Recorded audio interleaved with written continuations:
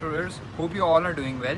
Basically इस playlist में हम इस चीज़ को डिस्कस करेंगे कि नेक्स्ट जेएस की फंडामेंटल्स और इनको देखेंगे कि बेसिकली किस तरह नेक्स्ट जेएस में इंपॉर्टेंट चीज़ें हैं और किस तरह हम इस क्रैश कोर्स के थ्रू नेक्स्ट जेएस पे working as soon as possible start कर सकते हैं। तो आज का हमारा टॉपिक है ये। हम जिस चीज़ को देखने लगे हैं वो है सर्वर साइड कंपोनेंट्स। यानी आपको मैंने बताया था, हम लोगों ने बेनिफिट्स जो पढ़े थे तो आपको मैंने बताया था सर्वर साइड रेंडरिंग के बारे में। याद है ना कि आपकी जितनी भी कंपोनेंट्स लोड होते हैं वो बेसिकली एचटीएमएल से नहीं होते हैं, वो किधर से होते हैं? सर्वर साइड से। तो सर्वर साइड क्या होता है? बैकएंड का एक सर्वर होता है, ठीक है। अभी तक हमने जितनी चीज़ें, जब हम रिएक्ट पढ़े थे तो रिएक्ट में रिएक्ट हो गया, एंगुलर हो गया, व्यू हो गया, वो हम क्या करते हैं? क्लाइंट साइड कंपोनेंट्स जनरेट, वो क्लाइंट साइड होता है। इसी तरह ना आपको मैंने बताया था कि एक सर्वर साइड होती है, एक क्लाइंट साइड होती है। पर इसके अंदर क्या होता है? इसके अंदर नेक्स्ट चीज जो बाय डिफॉल्ट है, ठीक है, जो नेक्स्ट चीज बाय डिफॉल्ट है वो क्या होती है? Next JS by default as server side components, ठीक है। तो बेसिकली क्या है कि नेक्स्ट जेएस आपके जो भी कंपोनेंट्स हैं वो क्या कर रही है? सर्वर साइड कंपोनेंट्स यूज कर रही है, ठीक है। अब इसके अंदर हमारे पास ये ऑप्शन है कि हम इसको बता सकते हैं कि आपने सिर्फ सर्वर साइड पे रहना है कि आपने क्लाइंट साइड पे भी करना है, ठीक है। अब मैं आपको दिखाता हूँ इसका लोड करने का तरीका। नेटवर्क पे जाते हैं। आपको मैंने बताया था ना कि अगर हमने बेसिकली किसी रिक्वेस्ट को देखना हो तो हम क्या करते हैं? इंस्पेक्ट करते हैं, और इंस्पेक्ट करके नेटवर्क का टैग होता है। रिफ्रेश में करूँगा तो ये देखें,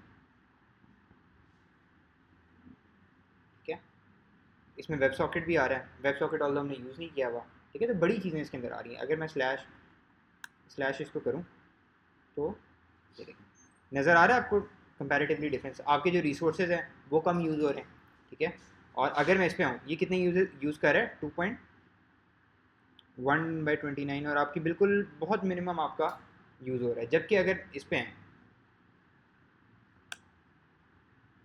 ठीक है, इसमें ये देखें, रिसोर्सेज भी आपके ज़्यादा यूज़ होंगे इसमें, बल्कि आई थिंक इसमें हमें कंपेयर करना बहुत वो है, क्या कहते हैं,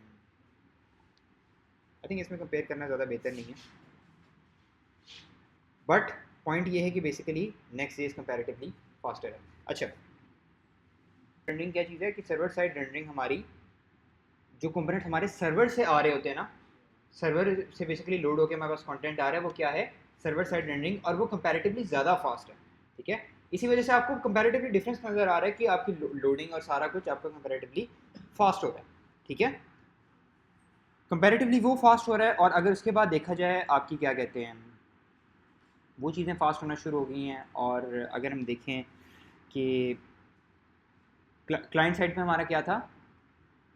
क्लाइंट साइड पे हमारा ये प्रॉब्लम था कि बेसिकली टाइम भी ज़्यादा लगता था, और दूसरी बात ये है कि इसके अंदर सबसे बड़ी बेनिफिट ये है कि एक पूरा फुल स्टैक फ्रेमवर्क है। फुल स्टैक फ्रेमवर्क इस सेंस में कि एक फ्रंट एंड है, फ्रंट एंड के साथ आपको क्लाइंट साइड भी मिल रहा है। अच्छा, एक और चीज़, बाय डिफ़ॉल्ट हम ये चीज़ पढ़ चुके हैं कि नेक्स्ट जो है वो क्या रिटर्न करता है?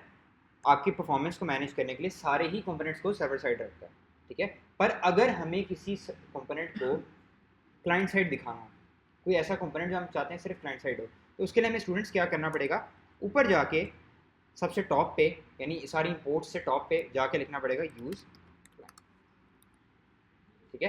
तो अब उसको ये समझ आ गई कि ये जो कंपोनेंट है ये कौन सा है? क्लाइंट साइड का कंपोनेंट है, सर्वर साइड का नहीं है, ठीक है।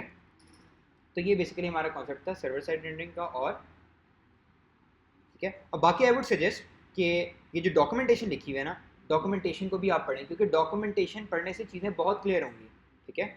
आपको मैंने मेन जो एक ओवरव्यू और क्या कहते हैं, एक प्रॉपर रोड मैप जो है वो आपको दे दिया, but still I would suggest कि आपको और डिटेल में, अगर आपको और ज़्यादा डिटेल में पता चल जाएगा अगर आप डॉक्यूमेंटेशन को गो थ्रू कर लेते हैं, ठीक है।